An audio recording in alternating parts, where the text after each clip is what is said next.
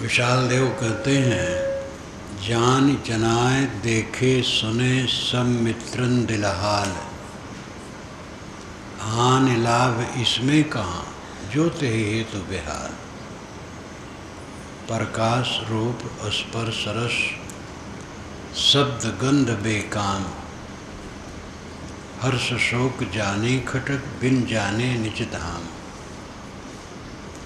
हेतु न मिलने में कोई जहाँ तक जग का साथ, प्राणी मात्रन के मिलत राग द्वेष दुख हाथ। तनमन इंद्रिन प्रेम से चाह होत बहिरंग, सो सब कल्पित जीव के बिना हेतु ही तन।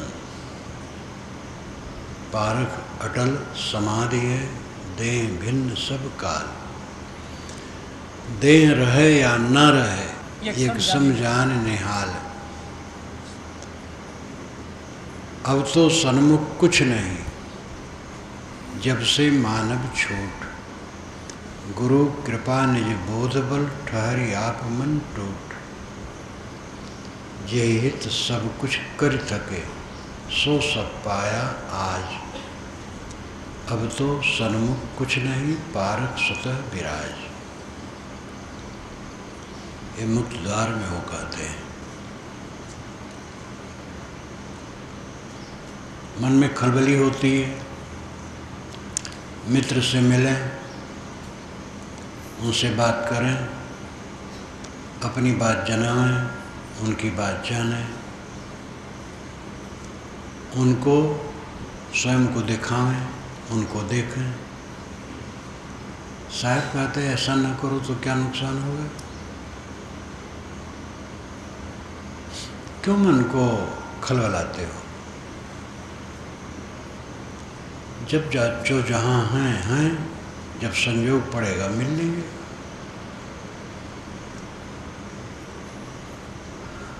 मन को बहिर्मुख न बनाओ, बेताब न रहो देखने दिखाने जानने जनाने के लिए। ये संसारी चमक दमक मिलना जुलना बहुत थोड़े समय का है। अपने को अंतर्मुख करो, बहिर्मुख न करो।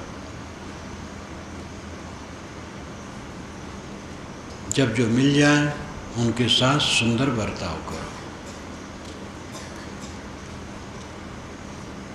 जो साथ में हैं उनके साथ सुंदर बर्ताव करो। जितने मनुष्य हैं सबकी प्रकृति अलग अलग है, स्वभाव अलग अलग है, गुण कर्म अलग अलग है, योग्यताएं अलग अलग है, प्रारब्ध अलग अलग है। सब में विभिन्नता है।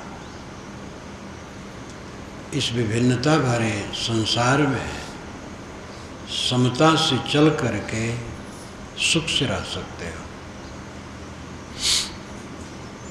हर इंसान को करीब करीब दूसरे के सारे क्रियाकलाप अच्छे नहीं लगते हैं। उठना बैठना, कपड़े पहनना, खाने पीने के तरीके, खाने पीने में रुचियाँ, बोलना बरतना, काम करने के ढंग, सोचने के ढंग,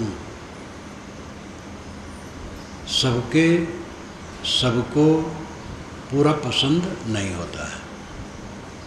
ये मन की बात है। अपनी बात चाहे उटपटांग भी हो, अपने को पसंद है। दूसरे की अच्छी बातें भी पसंद नहीं होती। ये मन का स्वभाव। हमें ये सोचना चाहिए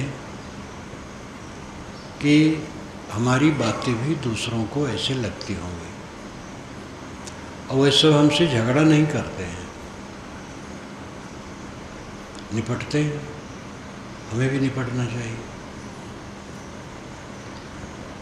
मनुष्यों के बीच में समता से निपटना कल्याण के लिए बहुत आवश्यक है।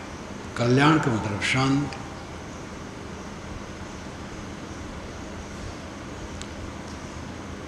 आदमी 2 ही 3 हैं घर में, लेकिन एक दूसरे की आलोचना में पड़े रहते हैं। वाणी से आलोचना न करें तो मन से आलोचना करते रहते हैं। और जो हम मन में सोचेंगे वो वाणी में निश्चित ही आएगा, आज नहीं तो कल आएगा। जो रहे करवा सो निकले टूटी। करवा उस घड़े को कहते हैं जिसमें टूटी हो। जिसमें टूटी ना हो उसको करवा नहीं कहते, खड़ा कहते हैं। जो रहे करवा सो निकले टूटी। करवा में दूध है तो टूटी से दूध निकलेगा, करवा में पानी है तो पानी निकलेगा, रक्त है तो रक्त निकलेगा। मन में जो बनाओगे वाणी से फूट करके वो बात निकलेगी। इसलिए मन में सोचने के लिए सावधान रहो। किसी की प्रतिक्रिया में न सोचो, किसी की बुराई न सोचो। बराबर सोचोगे मन फड़केगा तो वाणी फड़केगी, असभ्य बात कहोगे दुख पैदा होगा। इसलिए सकारात्मक सोचने की आदत बनाओ, नकारात्मक नहीं। ज़्यादातर आदमी नकारात्मक बात सोचता है। आधा घड़ा भरा है, आधा घड़ा खाली है, दोनों सच है। खाली पर ध्यान न करो, भरे पर ध्यान करो। आसपास के मनुष्यों में जो सद्गुण है उस पर ध्यान करो, उनमें जो आपकी दृष्टि से दुर्गुण है उस पर ध्यान न करो। जहाँ लगे सचमुच त्रुटि वहाँ प्रेम और करुणा से समझाओ, समता से समझाओ। समझाने की जब अवसर हो तब समझाओ, जब उसका मूड हो, विचार हो तब समझाओ। और अगर उसका विचार नहीं है तो कहोगे तो और भड़केगी बात। हजारों गायें, भैंसे, ऊंट, गधे, घोड़े, हाथी रख करके आप पाल सकते हैं। उनको निवास दें, भोजन दें, पानी दें, कोई अड़चन नहीं। लेकिन मनुष्य का एक बच्चा निभाना बहुत मुश्किल है। ऐसे गृहस्थ मिलते हैं, एक ही लड़का उनको है, लेकिन वो परेशान है। ये नहीं कि लड़के की बड़ी गलती है, उनका अपना अहंकार है।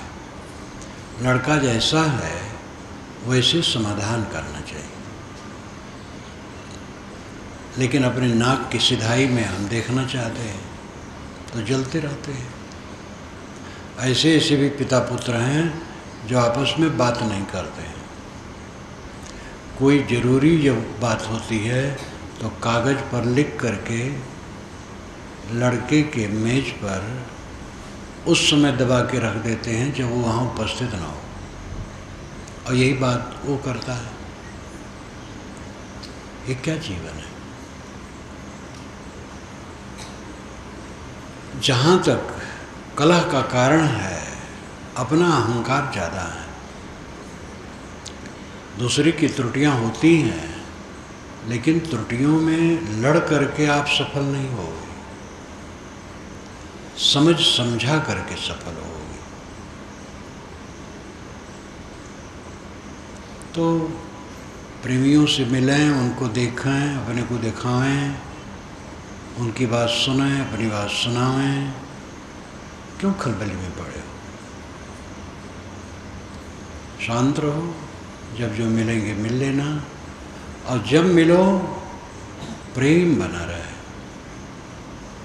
मिलने में परस्पर प्रेम बना रहे।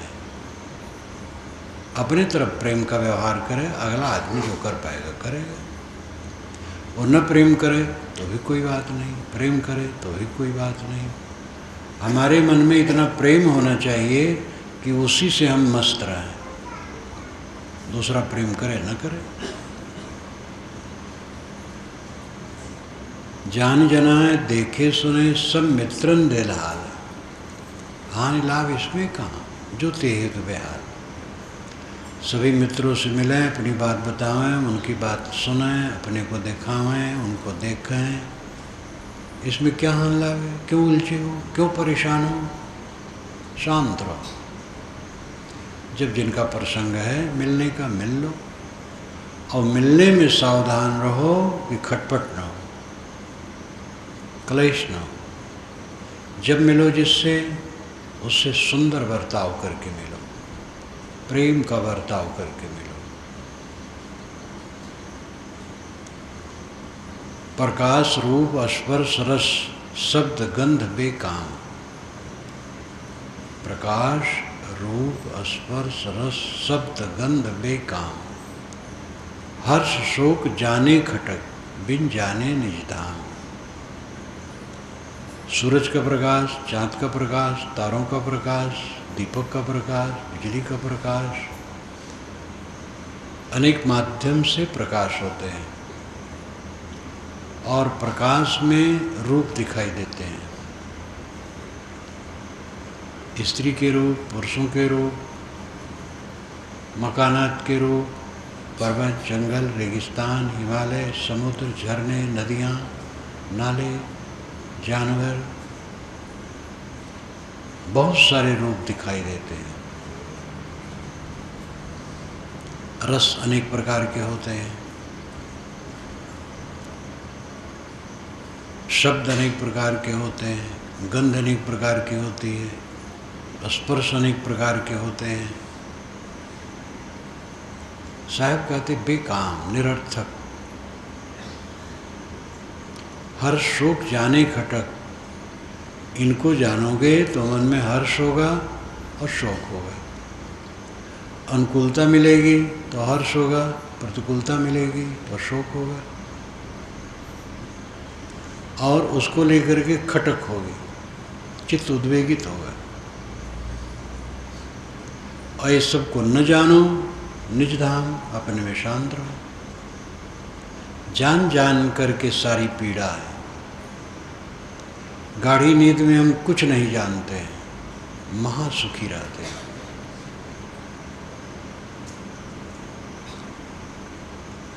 आत्मस्थित की उबानगी है।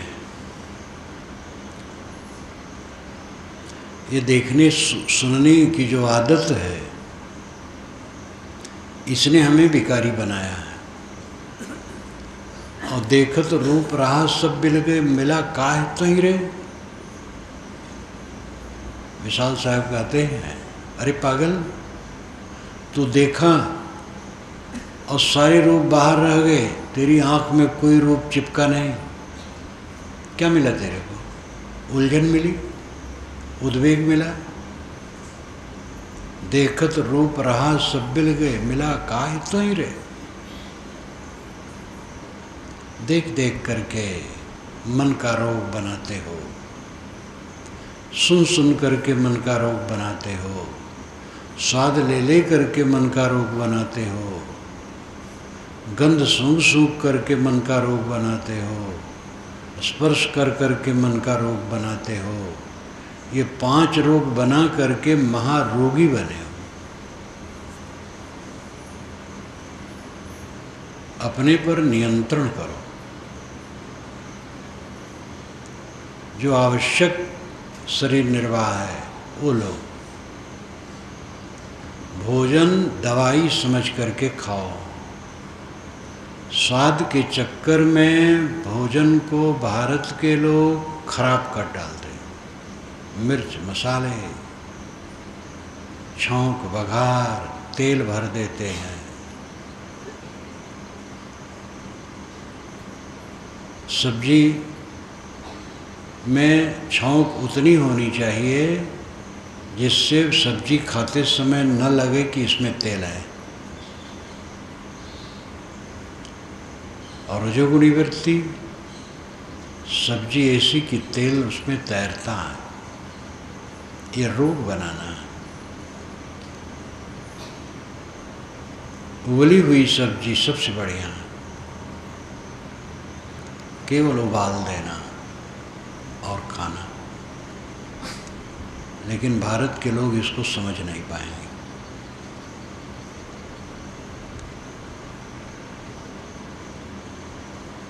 देखो आज भंडारा रूप है, शायद है आज सब्जी तेज तलक बना है।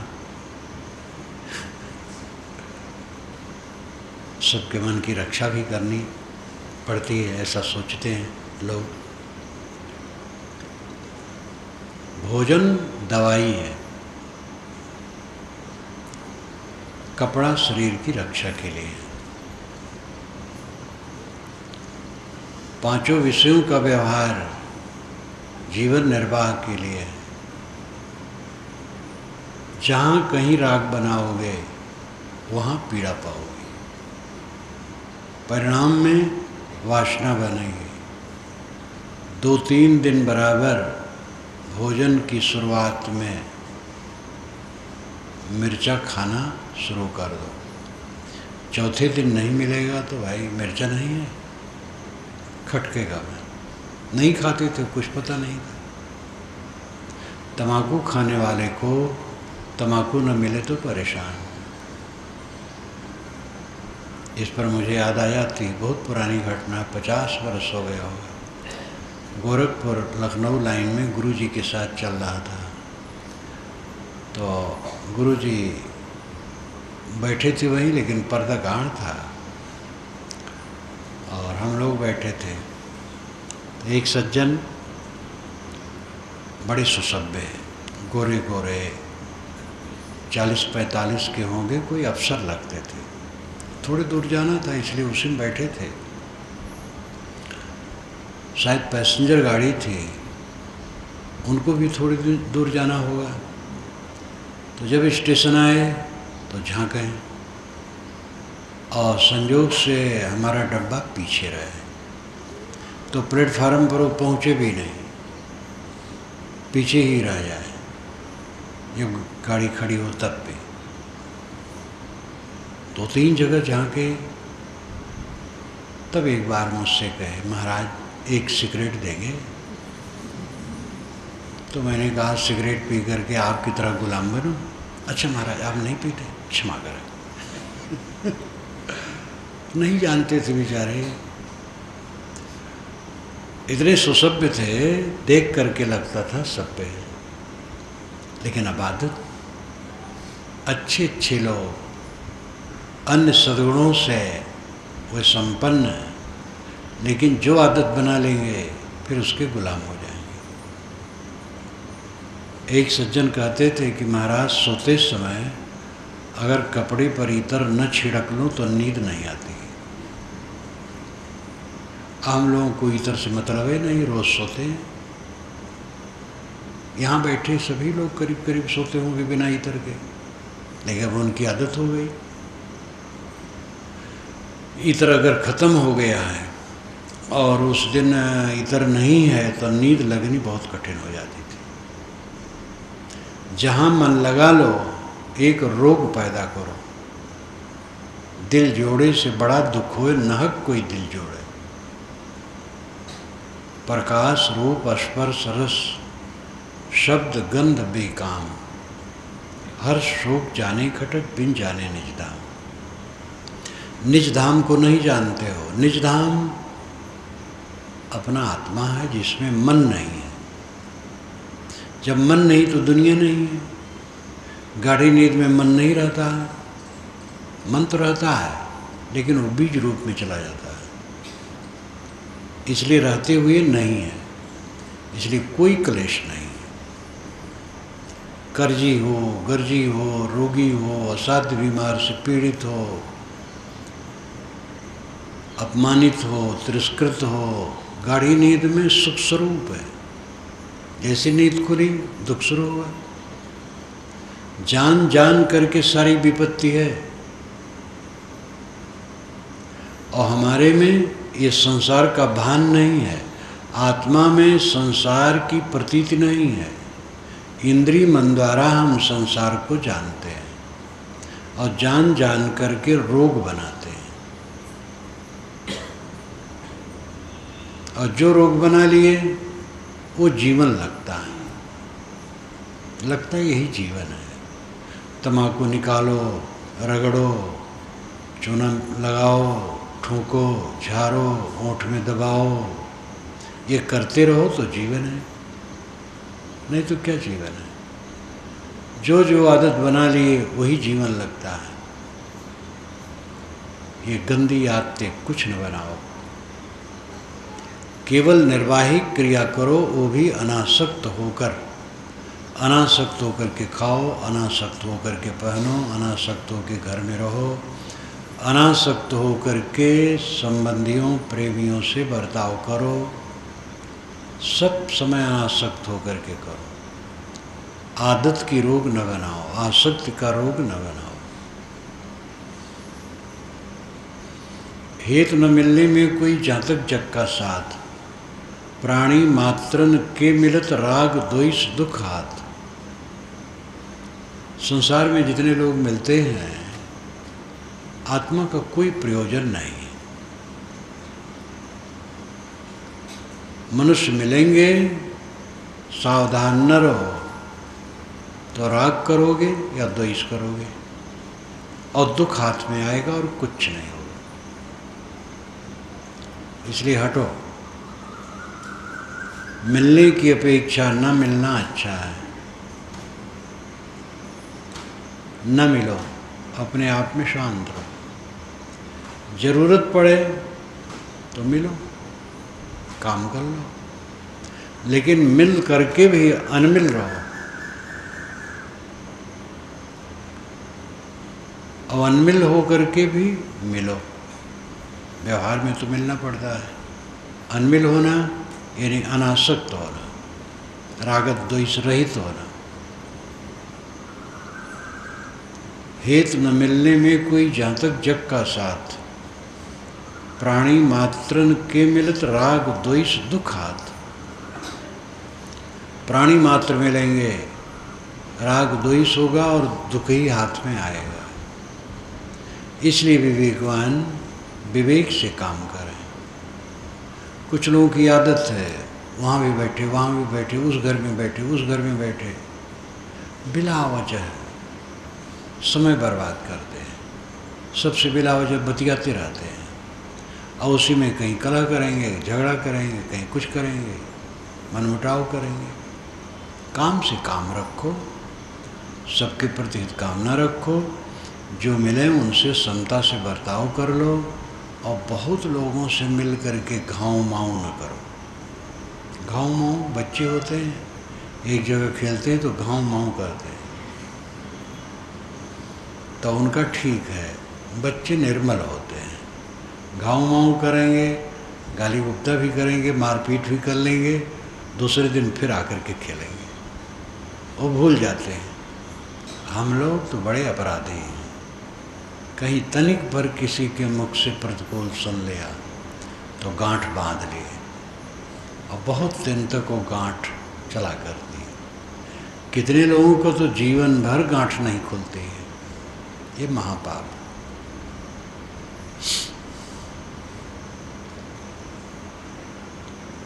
हेत न मिलने में कोई जातक जग का साथ, प्राणी मात्रन के मिलत राग द्वेष दुख हाथ। पारख अटल समाधि, देह भिन्न सब काल, देह रहे या न रहे एक समझान निहाल। बोधवान कहते हैं कि यहाँ तो ऐसी दशा है, पारख की अटल समाधि लगी है। पारख, परख, परख शब्द से ही पारख बन गया है। परख छानबीन, साक्षी भाव। पारख अटल समाधि है, यानी ज्ञान की अटल समाधि लगी है। देह भिन्न सब काल, सब समय देह से भिन्न मैं शुद्ध चेतन हूँ, इस भावाकार वृत्ति में स्थित है। जब समाधि में संकल्प शून्य हो जाते हैं तब स्थित है। समाधि से उठे व्यवहार में है तभी स्थित में है, क्योंकि तब भी कहीं राग द्वेष नहीं है, कहीं चिपकाहट नहीं, कहीं कलह नहीं, किसी प्रकार का लगाव नहीं। मोह लगाव है, वैर लगाव है, वैर भयंकर लगाव है।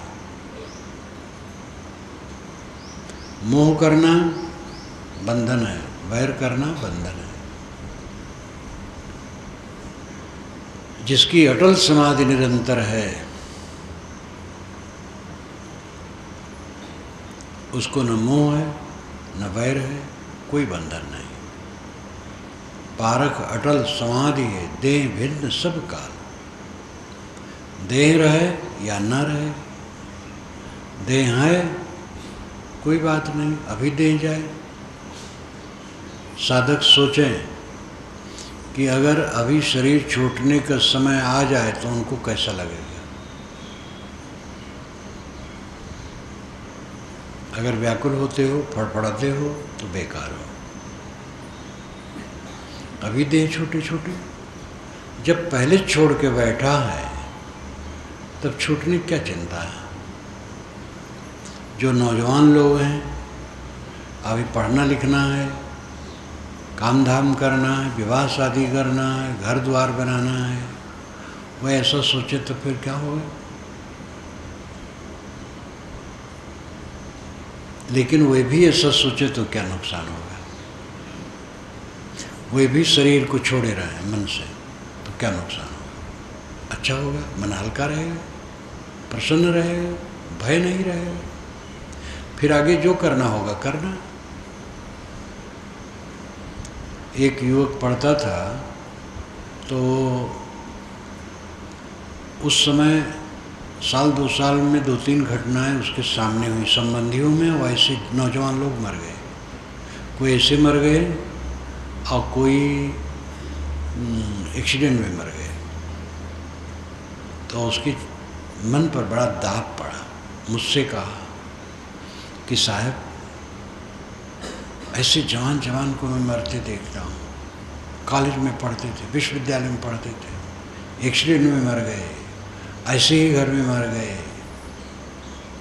बहुत व्याकुल हो गए। क्या पढ़ना लिखना और क्या जीवन है।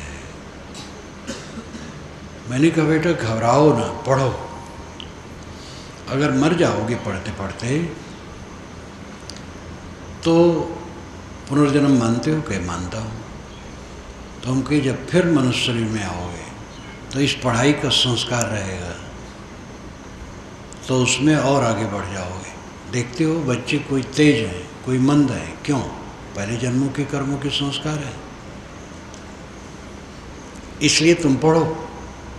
मर जाओगे मर जाओगे, जब जन्मोगे मनुष्य शरीर में आओगे तब फिर उसका संस्कार रहेगा। और नहीं मरोगे तो पढ़ोगे तो काम देगा। जहाँ रहोगे वहाँ काम देगा। कई बार समझाया तो उसको साहस हुआ तो पढ़ने में मन लगाया। अब हादसा जैसा उसको हो गया था, गमगीन। उसके सामने घटना घटी थी और ये घटना जिसको घटी थी वो अपने ही समाज का लड़का है, देवेंद्र ब्रह्मचारी। एक देवेंद्र तो सामने बैठा है और दूसरा देवेंद्र है, इलाहाबाद का ही है। जब वो निकल करके मेरे पास आया है, उसके पहले से 9 वर्षों तक जुड़ा रहा। थोड़ी उम्र से जुड़ गया था। उसी ने कहा था, उस समय उसकी उम्र शायद 17-18 की रही होगी। 2-3 बार कहा था, ज़्यादा उसके दिमाग पर छा गया था।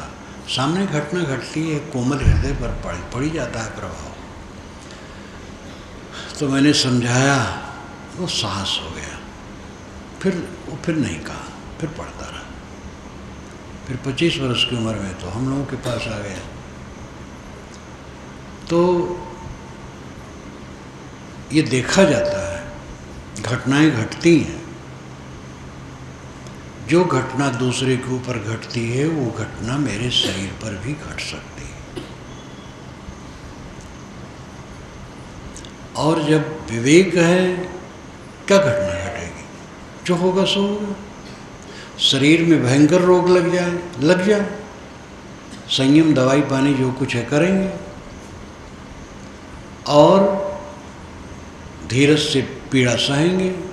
और प्रकृति का इतना सुंदर विधान है कि अगर पीड़ा बहुत ज़्यादा हो जाए तो तुरंत बदहवासी हो जाती है। ये प्रकृति का बहुत सुंदर विधान है। घबराओ मत, किसी समय मत घबराओ। प्रिय लोग छूट जाएंगे, छूट जाए, आपका काम बनेगा, गुजर बसर होगा, कोई चिंता न करो। ये चिंता कर कर के, भय बना करके ही सारी तकलीफ है। इसलिए चिंता न करो, भय न करो, निर्भय रहो। देह रहे या न रहे, एक सम जानने हाल। ऐसा हो जाओ, देखो मन एकदम कमल की तरह खिला रहे, निर्भय, प्रशांत, आनंद में। काम करने में थोड़े रोड़ा पड़े, काम और उत्साह से करोगे। गृहस्थ, विरक्त, स्त्री, पुरुष सब निर्भय सुख चाहते हैं, और निर्भय सुख ऐसे मिलेगा। जो विवेकवान गृहस्थ हैं, बाल बच्चे वाले हैं, वे भी जो विवेकवान हैं ऐसे मन रखते हैं, तो वे पीड़ित नहीं रहते हैं।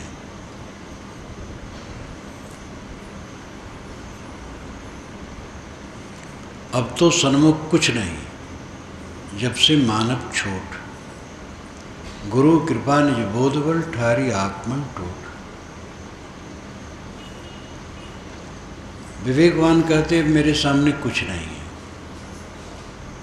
जब से मान्यता का बंधन कट गया, अब मेरे सामने कोई द्वंद्व नहीं रहा। सारा द्वंद्व देहाभिमान से है। और संत जन बराबर ये कहते हैं, सिर काट करके रख दो, तब गुरुदरबार में प्रवेश करो।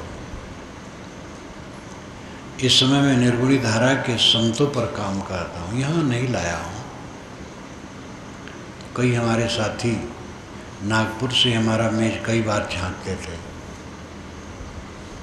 तो 3 बार झांक के मैंने कहा भाई झांको मत, यहाँ नहीं लाया हूँ। जब मैं काम करता हूँ लोग देखते हैं, जब काम नहीं करता हूँ तो कभी कभी शंका करते, क्या साहब तबीयत खराब है? तो मैं कहा मैं चुपचाप बैठा रहूँ तो तुम लोग खराब तबीयत मान लो मुझे।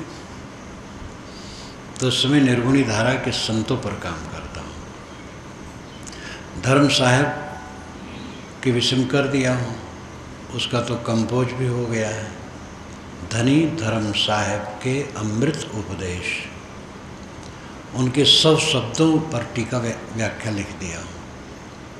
उसके पश्चात पलटू साहब पर लिखा। पलटू साहब की वाणी काफ़ी होगी, छपने पर कम से कम 400 पेज हो जाना चाहिए, बहुत माल है उसमें। फिर यारी साहब पर लिखा। ये यार मोहम्मद नाम था इनका, दिल्ली के शाही घराने, राज घराने के नवयुवक थे। और बीरू साहब वहाँ एक संत थे, उनके पास आ गए, फिर लगाव हो गया, फिर घर छोड़ दिए, विरक्त हो गए। यार मोहम्मद मुस्लिम परिवार के थे, विरक्त हो गए। उन्हीं का नाम यारी साहब आगे हुआ, यार मोहम्मद का नाम, उनकी वाणी पर काम किया। फिर उनके शिष्य हुए बुल्ला साहब, उन पर किया। जगजीवन साहब, उन पर किया। फिर उनके शिष्य हुए दोलन साहब, ये लखनऊ क्षेत्र के थे। जगजीवन साहब बाराबंकी क्षेत्र के थे, उन पर किया। इतने लोगों पर किया, किसी का 15 पद, किसी 20 पद छांट करके लेता हूँ कि उनकी खास सामग्री आ जाए। और सब कहाँ तक लूँगा, बहुत संत है, लेकिन देखता हूँ तो कबीर का स्वर सब जगह भरा है।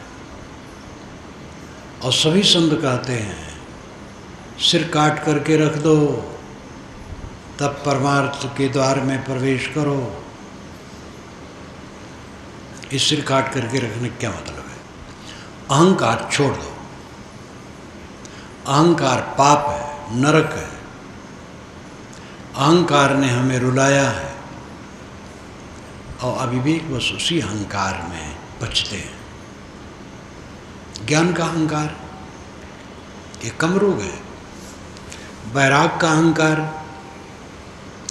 ज्ञान वैराग का कहीं अहंकार होता है? अधूरा ज्ञान वैराग, हरदम अहंकार, एक न एक अहंकार। सिर काट करके रख दो तब गुरुद्वार में प्रवेश करो। ये संतों की वाणी बार-बार आती है। ये सभी की वाणी जिनका मैं नाम लिया हूँ, बीच बीच में तीर की तरह अपने को मिटा देने वाले सब संत थे। जो अपने को मिटा देता है वो अपने को पाता है। आप कहेंगे कि ये तो विरोधाभास कथन है। कथन में विरोधाभास है। विरोधाभास अवश्य, लेकिन विरोध नहीं है। विरोधाभास का अर्थ होता है विरोध लगे, आभास हो लेकिन विरोध न हो। अपने को मिटा देंगे तो अपने को पाएंगे क्या? लेकिन अपने को मिटा दो तब अपने को पाओगे। हमारे में दो मैं है, ध्यान दीजिए। हमारे में दो मैं है, एक झूठ में, एक सांच में। झूठ में अभिलाष है और सांच में शुद्ध चेतन है। अध्यापक पढ़ाता है तो कहता है, बच्चों राम मर्त्य है, माधव मर्त्य है। ये नहीं कहता मैं मर्त्य हूँ, तुम मर्त्य हो। एक ऐसा नाम लेता है जो सामान्य हो, राम मर्त्य, यानी कोई देहधारी मरणधर्मा है। मैंने अपने शरीर को कहा अभिलाष झूठ है, लेकिन मैं शुद्ध चेतन हूँ, वो सच है। नाम झूठ है और नाम जिस रूप में चिपकाया गया है वो रूप झूठ है। ये लोथ, लाश, बॉडी, डेड बॉडी, एड़ी चोटी तक काया, ये मिट्टी है, ये मैं नहीं हूँ और मेरा नहीं है। और इसका नाम मैं नहीं हूँ, मेरा नहीं है, एक कल्पना है। व्यवहार के लिए नाम रख लिया गया है। अगर मुख से बोलो तो हवा में उड़ जाता है और अगर लिखो तो स्याही का चिन्ह बनता है। वो मैं कैसे हूँ? मैं अभिलाष नहीं हूँ, मैं शुद्ध चेतन हूँ। अभिलाष मर जाए तब शुद्ध चेतन की स्थिति होगी। नाम रूप का अहंकार मर जाए तब आत्म स्थित होगी। अपने को मार देने वाला अमृत होता है, मर करके अमृतत्व मिलता है। तब जानिया जब जीवत मुँह, ये सदगुरु की पंक्ति है, ये बीजक में नहीं है, अन्यत्र है। तब जानिया जब जीवत मुँह, जीवन को तब जाना जब जीते जीते मर गया, सारा अहंकार मिट गया। और जिसका अहंकार मिट जाएगा वो गुर्राएगा, वो कलह करेगा, द्वेष करेगा, चिंता करेगा, उद्वेग करेगा। जिन सामान्य स्थितियों में हम घूमते हैं और जो जो सामने आता है कब तक रहता है? देखो 7 दिन का ध्यान शिविर समाप्त हो रहा है। अभी ये सभा समाप्त हो जाएगी, सब भागता चला जा रहा है। 2 व्यक्तियों का संबंध होता, हम संभाल नहीं पाते हैं तो उसमें कटु व्यवहार हम करते हैं, और व्यक्तियों का संबंध छूट जाता है, कटु व्यवहार हमारे संस्कार को खराब करता है। सब क्षणिक क्षणिक क्षणिक पानी की धारा की तरह सब बह रहा है। हाथ न परत विवेक के कुछ तापर आग आप लगाऊ, माया तन जीव भुलावे भावे भाऊ। साहब कहते हैं ये शरीर माया है और भावे भाव में तो इसमें तुम भूले हो। विवेक करके हाथ में कुछ लगता नहीं।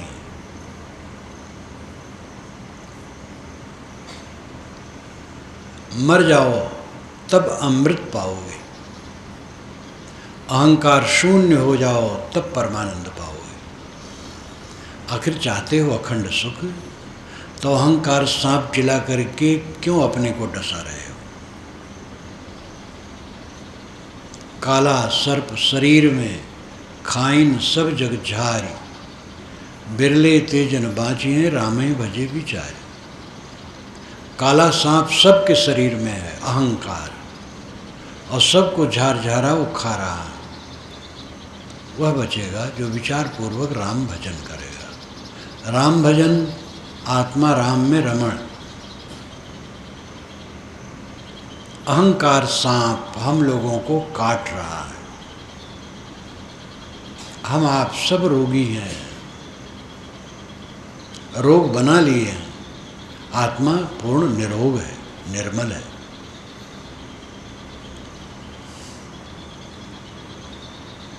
अब तो बाकी कुछ नहीं, जब से मानव छूट।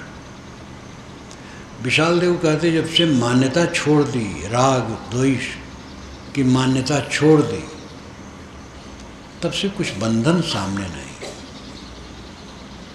गुरु कृपा निज बोध बल ठहरी आप मन टूट। गुरु की कृपा से और अपने बोध बल से अपने में ठहर गया और मन टूट गया, मन शांत हो गया। जे हित सब कुछ कर सके सो सब पाया आज। अब तो बाकी कुछ नहीं, पारक स्वतः विराज। जिस परम शांति के परम सुख के लिए मैंने सब कुछ किया और न मिला, इस शरीर से पता नहीं क्या क्या किया होगा अनादि काल में। राजा भी हुआ होगा, गरीब भी हुआ होगा, मेढक मच्छर भी हुआ होगा, चोर बदमाश भी हुआ होगा, दानी भी हुआ होगा, पता नहीं क्या क्या हुआ होगा। लेकिन मुद्दा हाथ में नहीं आया, उद्देश्य पूरा नहीं हुआ, सब जगह केवल भटकता रहा। अब आज पैसा लगे न कौड़ी दाम, बोल कड़ाकड़ राजा राम। न पैसा न दाम, कुछ नहीं खर्च। सद्गुरु ने बोध दिया तो शुद्ध बुद्ध निर्मल पूर्ण काम अकाम निष्काम तृप्त काम आनंद सागर है। कहाँ भटक रहा है? छोड़ दे प्रपंच। जो तो राग देश का प्रपंच माने बैठा है, छोड़ दे। सबको समझ, तेरे से सब अच्छे हैं, तू सबसे खराब है। मेरे से सब अच्छे हैं, मैं सबसे खराब हूँ, समझ ले। और अपने दोषों को दूर कर और अपने अमृत स्वरूप में स्थित हो जा। जे हित सब कुछ कर सके सो सब पाया आज। अब तो बाकी कुछ नहीं, अब कुछ बाकी नहीं रहा। पारक स्वतः विराज। पारक शब्द हम लोगों का पारिभाषिक है, लाक्षणिक। पारक सिद्धांत में पारक शब्द पारिभाषिक है। पारक सिद्धांत कबीर से अलग नहीं, कबीर ने स्वयं कहा। गांठी रतन मर्म नहीं जाने, पारख लीना छोरी हो। काहे कबीर ये अवसर बीते, रतन न मिले बहोरी हो। गांठी में रतन है, अपने पास में रतन है, लेकिन लोग मर्म नहीं जानते हैं।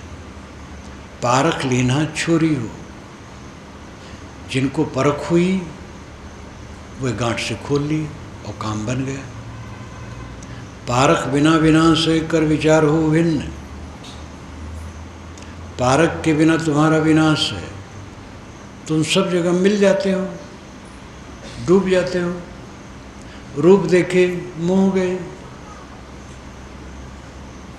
7, 8, 10 अंगुल का मुंह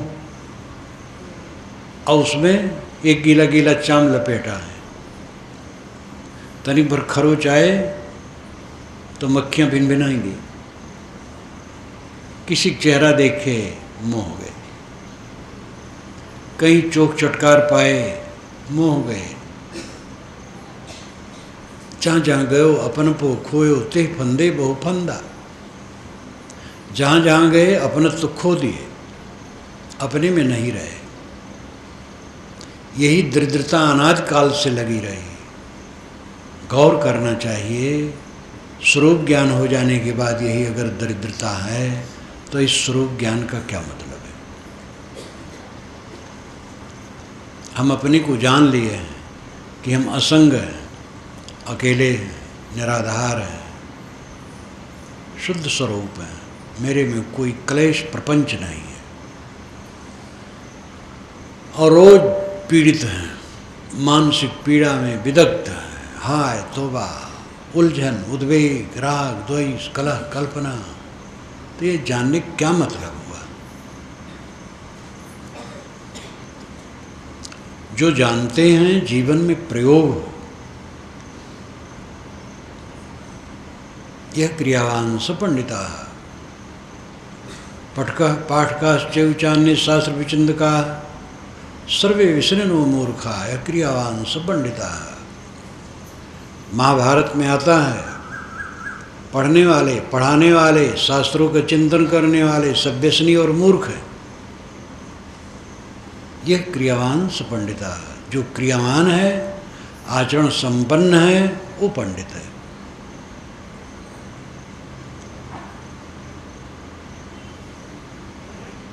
जिसके लिए हम भटकते रहे अनादि काल से अनंत सुख के लिए, बड़ा सस्ता हो रहा।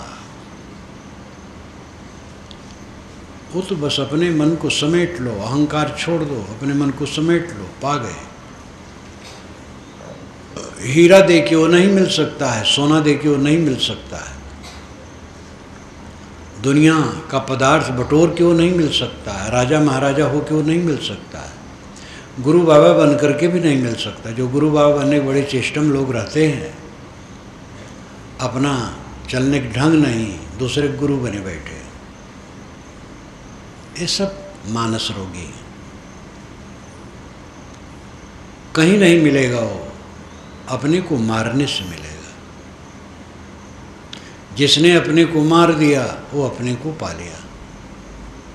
जो झूठा मैं है उसको मार दिया, शरीर उसके नाम रूप का अहंकार मार दिया, वो अपने अमृत स्वरूप में स्थित हो गया।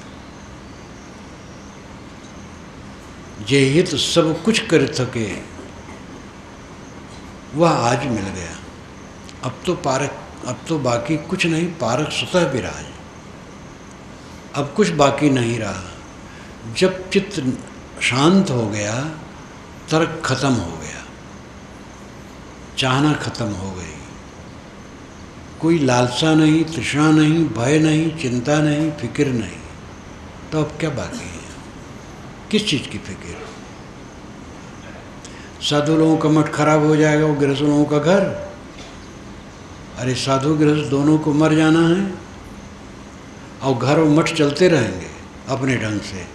हमारे रोने से वो नहीं चलेगा। वर्तमान में हम ठीक रखें, हमारे न रहने पर जैसा होगा होगा, कुछ अजर अमर है। और इन्हीं में फंस करके तो हम अपने को बेचे हैं। इस सपने के बुलबुले, क्या धरा है इसमें। जहाँ रहो व्यवस्था करो, व्यवस्थित रहो, व्यवहार चुस्त, अध्यात्म चुस्त, और आगे के लिए थोड़ी भी चिंता न करो, बिल्कुल निश्चिंत। अब तो बाकी कुछ नहीं, पारक स्वतः विराज। अब कुछ बाकी नहीं रहा। अगर मन में कुछ कसर है तो स्थित कहाँ है। मन में कोई टीस है तो स्थित कहाँ है। चिंता फिक्र है तो स्थित कहाँ है। वो शोक रहित पद है।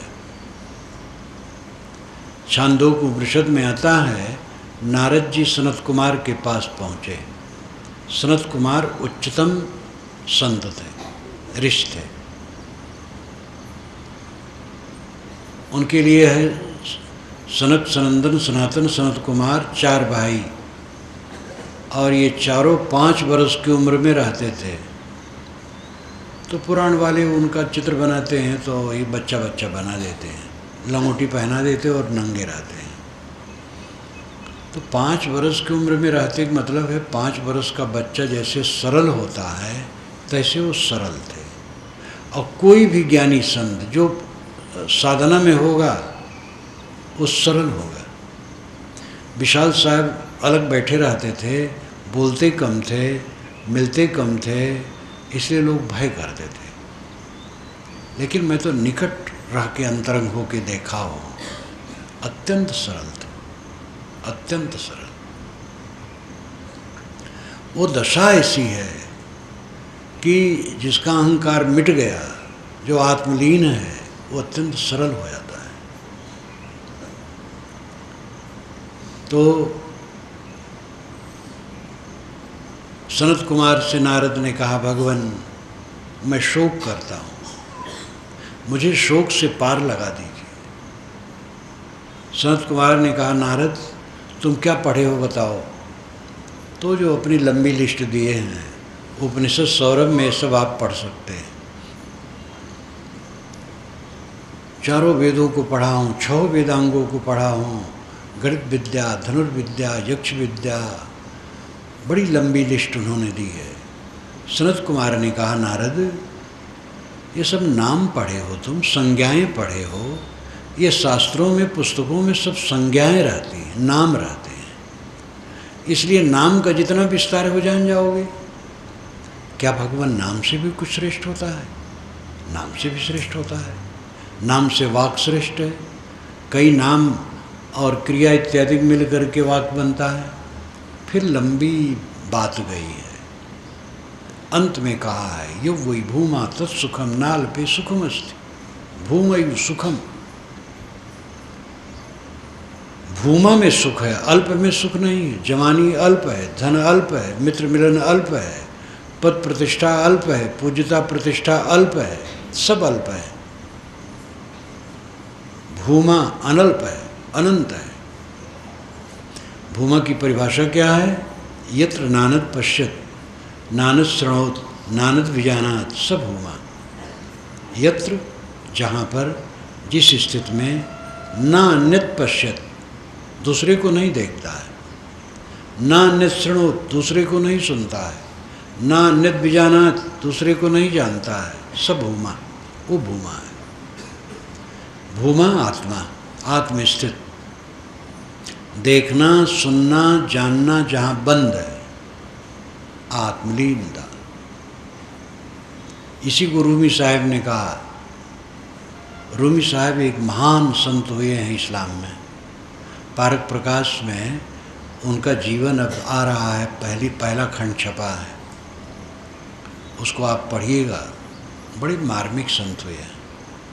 फ़कीर, चश्म बंदो गोश बंदो लब्य बंद, गर्नवीनी सर्रे हक बरमन बखन, ये उन्हीं का वचन है। चश्म बंदो, आंखें बंद कर लो, गोश बंदो, कानों को बंद कर लो, लब्य बंद, ओठों को बंद कर लो, गर्नवीनी सर्रे हक, इतने पर भी सत्य के दर्शन न हो, बरमन बखन, मेरा मजाक उड़ाना, अपने को समेट लो। यहाँ 3 का कहा, आंखें बंद कर लो, ओठों को बंद कर लो, कानों को बंद कर लो। इसका अर्थ हुआ अपने को पूरा समेट लो। सदगुरु कबीर ने क्या कहा? समझ बूझ जड़ हो रहे, बल तज निर्बल होए, काहें कबीरता संत का, पला न पकड़े कोय। पहले समझ बूझ ले, तब जड़ हो जाए। जड़ नाम अज्ञानी, अनाड़ी। जान बूझ लो ठीक से अपने आत्मा को, बंधन को, और साधना में डट जाओ, फिर अनाड़ी हो जाओ। कुछ नहीं जानते हैं, ऐसा हो जाओ। समझ बूझ जड़ हो रहा है और बल तज निर्बल हो, सारे बल का घमंड छोड़ करके निर्मानी हो जाओ। गुरु न बने बैठे रहो। तुम क्या गुरु हो? लोग मानते हैं गुरु माने, कुछ नहीं हो। बड़े हो तुम, क्या बड़े हो? बुजुर्ग हो, क्यों कल्पना करते हो? आत्मा न बुजुर्ग है न जवान है। जो हो उसमें रहो। बल तज निर्बल होए, काहें कबीरता संत का, पला न पकड़े कोय। जो समझ बूझ करके फिर अनाड़ी बन जाता है, सारा अहंकार ज्ञान का छोड़ देता है। ज्ञान का क्या अहंकार है? दुनिया भर की जानकारी। पूर्ण ज्ञानी अज्ञान में चला जाता है। जो अज्ञान में चला गया वो कृतार्थ है। अज्ञान में जाना क्या है? संकल्प शून्य, कुछ नहीं जानना। अपना आत्मा शुद्ध निर्मल है, उसमें बाह्य ज्ञान नहीं है, वहाँ पहुँच गया। इसलिए सारे क्लेशों का अंत हो गया।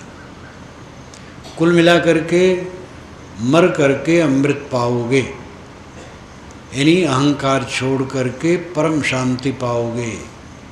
और वेद का भी मैंने उदाहरण दिया था कि ऋषि ने कहा, ऐ गृहस्थों, आपका कोई लड़का है जो मरना चाहता है, मरने के लिए दे दो मुझे। भयंकर शब्द है ये। मरना क्या? यानी वो सारा अहंकार छोड़ करके मेरी शरण में आवे। कोई शिष्य बनना चाहे तो अहंकार छोड़ के आवे। और उसको कठोर भाषा में ऋषि ने कहा, ऐ गृहस्थों, आपका लड़का कोई मरना चाहता है, मरने के लिए दोगे? दे दो मुझे, अगर वो मरना चाहता हो। उसका पुराना संस्कार मिटा करके मैं नया संस्कार देना चाहता हूँ। सब समय मनुष्य को टीस रही है, ये दुख की टीस रही है। दुख में सब जल रहे हैं। दुख को समझना और दुख से ऊपर उठना बड़ी बात है। आत्मव्याप्तनो गोप्ता निर्विद्येति दाखिलात् अप्रमत्त इदम पश्येत ग्रस्तम कालाहीना जगत। ये श्रीमद् भागवत में आता है। आत्मव्याप्तनो गोप्ता, आत्मा ही आत्मा का गोप्ता है। गोप्ता नाम रक्षक। आत्मा ही आत्मा का कल्याण करने वाला है। कब? निर्विद्येत यदा अखिलात्, यदा जब अखिलात् सब के प्रति निर्वेद हो जाता, ग्लानि हो जाती, सब नश्वर, सब छूटने वाला। साधो ये मुर्दों का गांव। साहब ने कैसा डंका की चोट पर कहा है। जब सब के प्रति वैराग्य हो जाता है, निर्वेद हो जाता है। अप्रमत्त इदम पश्येत, प्रमाद छोड़ करके यह देखो।